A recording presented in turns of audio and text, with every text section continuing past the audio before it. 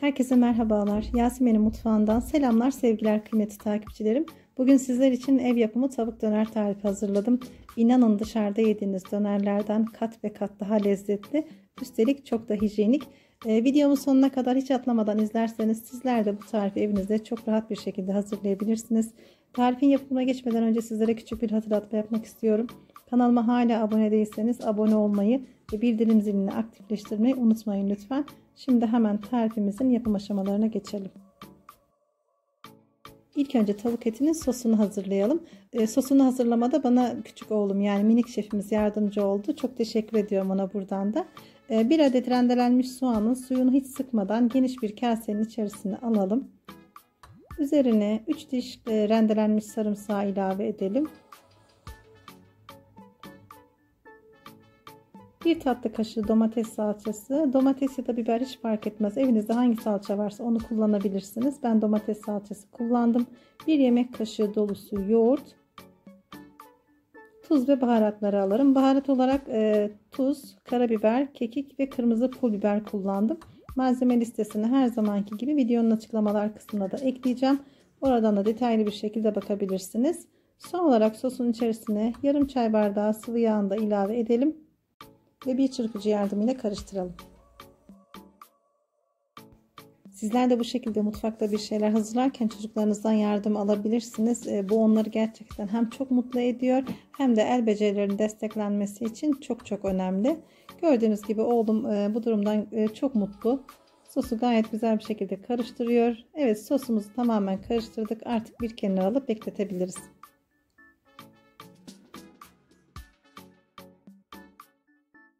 Tarifimizde toplamda 1 kilogram tavuk eti kullanacağız arkadaşlar. Bunun 500 gramı göğüs, 500 gramını da kalça olarak kullandım. Sadece göğüs etinden de hazırlayabilirsiniz döneri. Fakat göğüs eti çok sert olduğundan bu şekilde kalçada kullanırsanız çok daha lezzetli olacaktır döneriniz.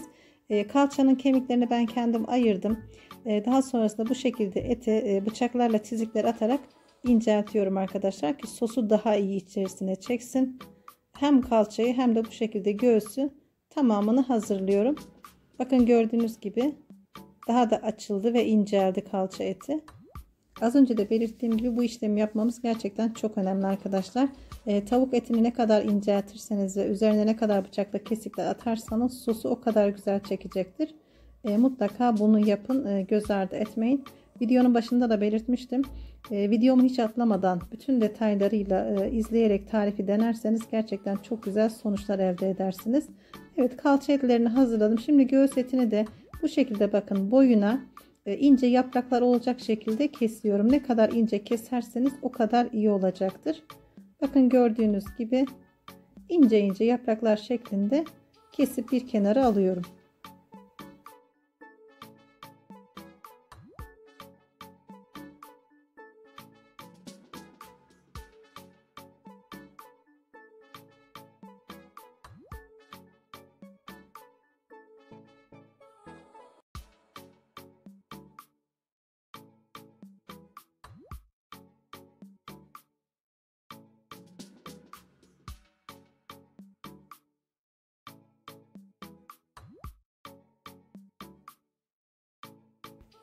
Tavuk etlerinin tamamını az önce hazırlamış olduğumuz sosun içerisine alalım ve bir güzel karıştıralım. Bu aşamada dilerseniz elinizle de karıştırabilirsiniz. Ben çatalla karıştırmayı tercih ettim. Sos ve tavuk etleri tamamen karıştıktan sonra kasenin üzerine bir streç filmle kapatalım ve buzdolabına alalım. Buzdolabında 2 saat bu şekilde dinlendirelim.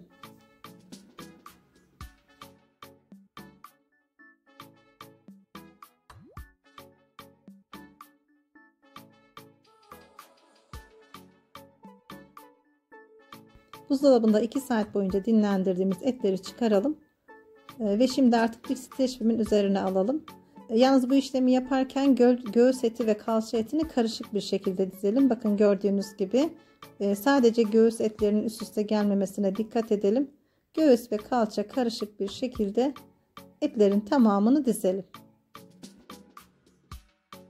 Bu işlemi yapmamızın nedeni arkadaşlar etimizin pişerken daha yumuşak ve daha lezzetli olmasını sağlamak. O yüzden bu şekilde karışık dizmeye özen gösterelim.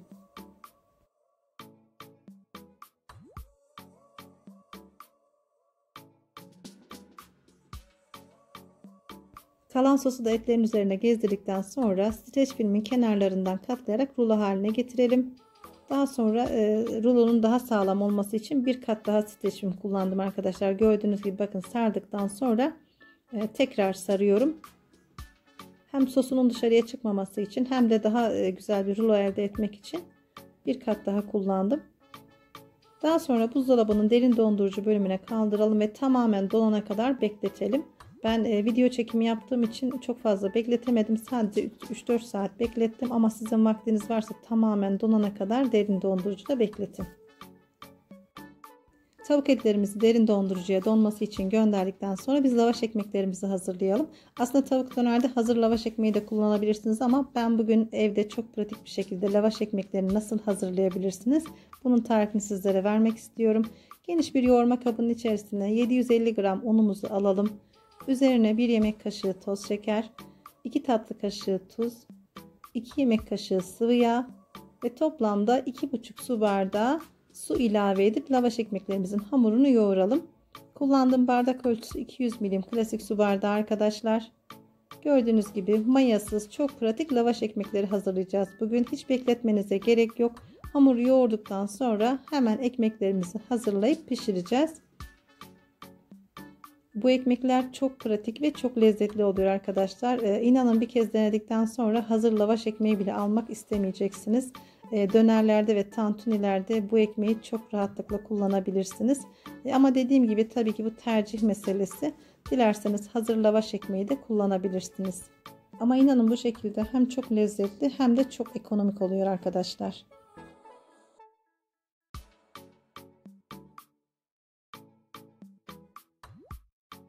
Hamurumuz gayet güzel toparlandı. Kıvamını görüyorsunuz. Yumuşacık bir kıvamı var. Şimdi masanın üzerine alalım. Biraz da orada toparlayalım. Bu aşamada elimizi mutlaka sıvı yağ batıralım arkadaşlar. Un kullanmayacağız kesinlikle. Sıvı yağ batırdıktan sonra tekrar hamuru toparlayalım. Önce 2 eşit parçaya, daha sonra da küçük parçalara ayırıp bezelerimizi yuvarlayalım. Bezeleri yuvarladıktan sonra bir tepsinin üzerine alalım. Bu aşamada tepsiyi de kesinlikle yağlıyoruz. Çünkü hamurların yapışmaması için. Toplamda 14 eşit parçaya ayırdım arkadaşlar. Yani 14 adet lavaş ekmeği yapacağız. Yani bu verdiğim ölçülerle toplamda 14 adet lavaş ekmeği yapmış olacağız.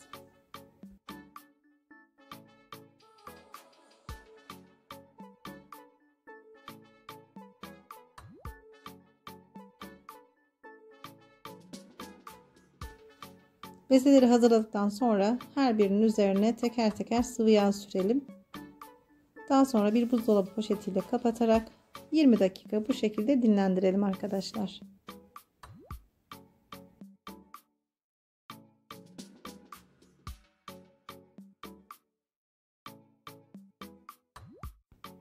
Bezeler 20 dakika dinlendikten sonra artık lavaş ekmeklerin hamurlarını açabiliriz. Bu şekilde bezenin altını üstünü unladıktan sonra bir merdane ya da oklava yardımıyla incecik açalım. Büyük bir pasta tabağı boyutunda olacak arkadaşlar. Gördüğünüz gibi hamurun kıvamı çok güzel, çok rahat bir şekilde açılıyor. Ben bu şekilde 3 tanesinin açılışını sizlerle paylaştım. Çünkü mutfağa yeni giren arkadaşlarımız olduğu için onlara detaylı bir şekilde göstermek istedim. Bu şekilde 3 tane lavaş ekmeği nasıl açtığımı sizlerle paylaşıyorum. Sizleri sıkmamak adına diğerlerini paylaşmadım arkadaşlar. Gördüğünüz gibi aynı şekilde açmaya devam edelim.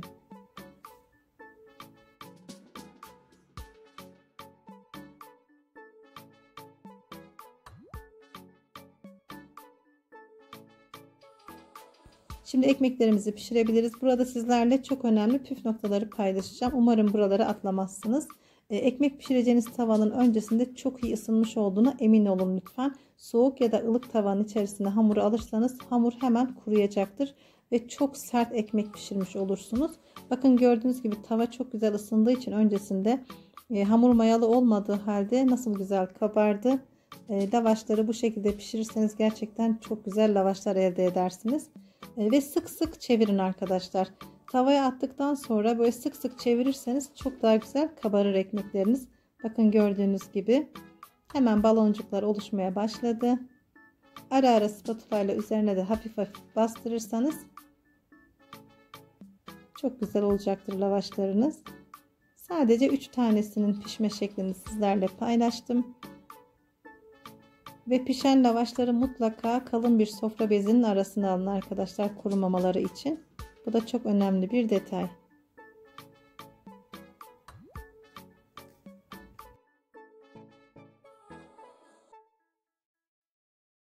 Ekmeklerin tamamını pişirdim arkadaşlar. Bu şekilde kalın bir sofra bezinin arasında beklettim. Toplamda 14 adet yumuşacık pamuk gibi lavaş ekmeği hazırladım. Sizler de yapılışını gördünüz. Gerçekten çok pratik. Dışarıdan satın almak yerine evinizde kendiniz de bu şekilde hazırlayabilirsiniz. Bakın yumuşacık, kesinlikle sert değiller. Çok da lezzetli oldular.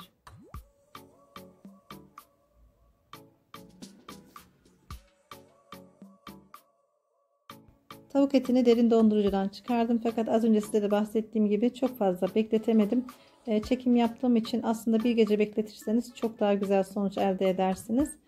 Çok fazla donmamıştı benim etlerim. Çünkü sadece 4 saat derin dondurucuda beklettim. Ama yine de sizlerle son halini paylaşmak istediğim için biraz zor da olsa tavuk etlerini bu şekilde ince ince dilimlere ayırdım. Daha sonra pişireceğim arkadaşlar. Yalnız şunu belirtmek istiyorum. Sizler mutlaka tavuk etlerini tamamen dondurduktan sonra dilimleyin arkadaşlar. Gerekirse bir gece öncesinden hazırlayıp dondurucuda bekletebilirsiniz. Çok daha rahat bir şekilde dilimlersiniz. Bakın bu şekilde ben tavuk etlerinin bir kısmını dilimledim. Kalan kısmını da rulo haline getirip tekrar derin dondurucuya attım arkadaşlar. Videonun başında da sizlerle bunu paylaştım. Sizler de gördünüz. Donmuş şekilde eti dilimlemek çok daha pratik ve çok daha kolay oldu. Şimdi yanmaz bir tavanın içerisine 4 yemek kaşığı sıvı yağ alalım. Ve yağ tamamen ısındıktan sonra tavuk etlerini tek sıra olacak biçimde tavanın içerisine alalım. Tek sıra olması ve yağın ısınması çok önemli. Eğer tavuk etlerini fazlaca alırsak tavanın içerisine tavuk eti sulanacaktır. Biz bunu istemediğimiz için gördüğünüz gibi tek sıra olacak biçimde alalım. Ve arkalı önlü kızartalım. Kesinlikle sulanma olmadı arkadaşlar. Bakın gayet güzel kızarıyor tavuk etleri. Ara ara çevirelim ve tamamen pişene kadar bu işleme devam edelim.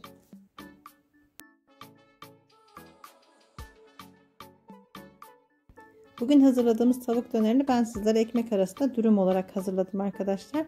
Yalnız bu şekilde hazırladığınız tavuk etlerini aynı yöntemle pişirip pilav üstü olarak da tüketebilirsiniz. Hiç fark etmez. Tercih tamamen sizin. Yalnız ben bugün sizlerle ekmek arası döner dürüm tarifi paylaştım. Bunu da belirtmeden geçmek istemedim sizlere.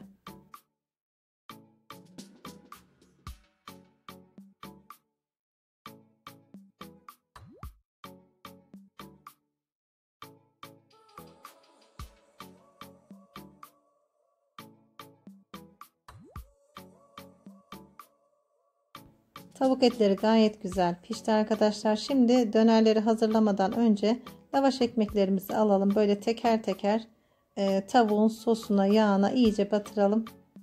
Ocağın altını kısalım bu aşamada. Daha sonra tavuk döner dürümlerimizi hazırlayalım.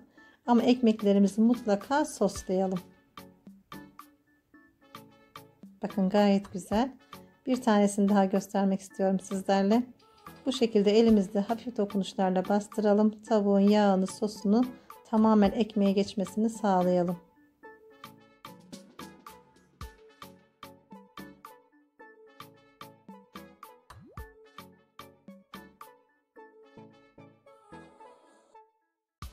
Tavuk dönerin olmazsa olmazı diğer malzemelerini de bu şekilde hazırladım arkadaşlar. İnce doğranmış kıvırcık, kızarmış patates, domates dilimleri ve turşu dilimleri de hazır.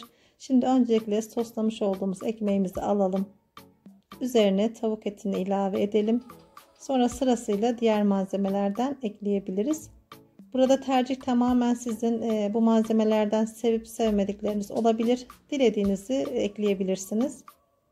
Ben şimdi tamamıyla sizlere hazırlayıp göstermek istiyorum. Bu arada kullandığım turşu ev yapımı salatalık turşusu arkadaşlar. Yiyen herkesten tam not alıyor. Kesinlikle enfes bir lezzet. Videonun açıklamalar kısmına linkini ekliyorum. Tarifine oradan bakabilirsiniz.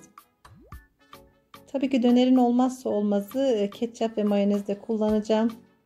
Bu şekilde.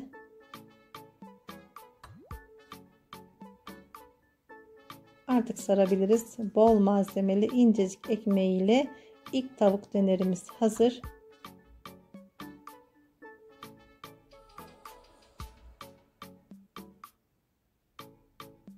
Diğerlerini de aynı şekilde hazırlayacağız arkadaşlar. Ben bir tane daha sizler için hazırlamak istiyorum.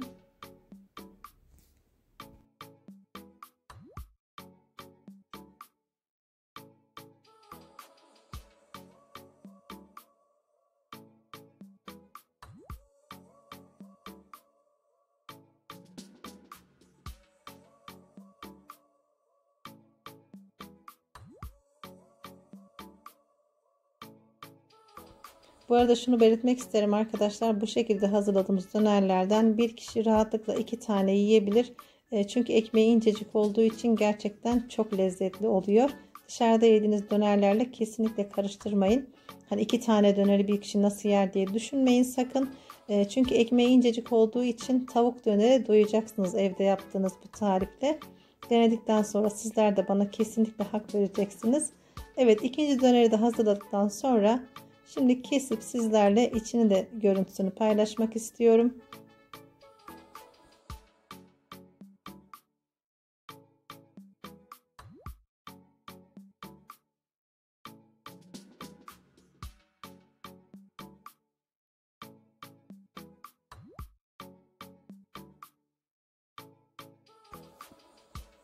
Kalan diğer dönerleri de bu şekilde hazırlayalım arkadaşlar.